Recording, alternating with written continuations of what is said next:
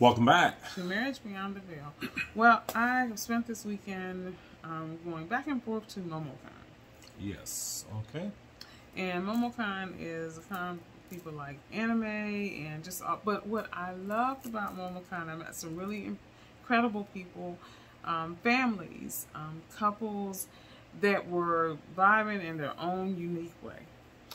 Yes. For those of you who know the conferences such as Momocon, Dragon Con, all of the cons, these folks are really committed to portraying characters, and the costumes are just like incredible. And so, yeah, she enjoyed the con. It was really, really beautiful to meet so many different couples, young, older, and, you know, in their costumes or, you know, sharing, you know, why they do anime. I met this young couple, and they were from Savannah, and they were there with their daughter. And they started bringing her when she was 2 years old to con. I think they said she was 6 or 7, but it was beautiful because, you know, they had on their little costumes, and she was enjoying the moment. But what they were able to do as well was enjoy just being uniquely who they wanted to be. And at con, you see all types of people. Yeah. I was going to say, it is an opportunity for folks to, I guess, just throw a band into the wind and dress like whatever character they want to dress like, with all the liberty of not being judged or looked askew, because everyone is participating in this fantasy, if you will. Yeah. Where, you know, I guess everyone and anyone as comfortable as they want to be, because everybody is unique. Yes, they are.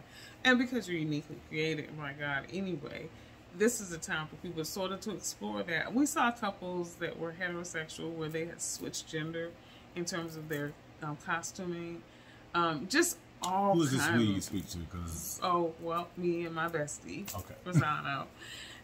It was just beautiful. And I met some couples, and they were sharing about their journey. And we met couples who were there being exhibitors, which means, you know, they were sharing their talents with the people that were attending the con. So I just wanted to share that, you know, because in a love relationship, it may not look like what everybody else thinks a love relationship should look like. They may not do what other people do, you know, going to cons and traveling around the country.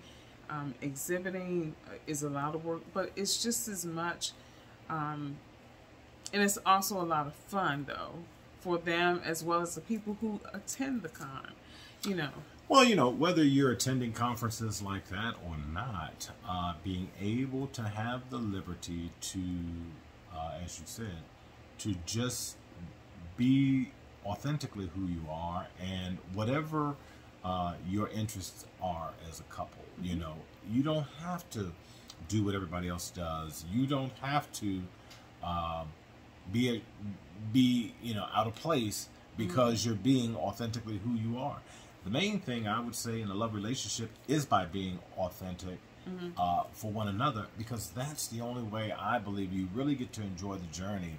If you're constantly going along to get along, or being concerned about what people think about, you know, your activities, your you know, your style of dress, or whatever the case may be, it will, I believe, hinder you from having the opportunity to truly enjoy your journey. So with that, to all of the con, Momo, Dragon, all of these wonderful conferences where anime is supreme and people dress up like their favorite superhero or their favorite character, whatever the case may be, enjoy yourselves and be authentically who you are. That's right. You know, whether that's a superhero or some other interesting character. Or an ant.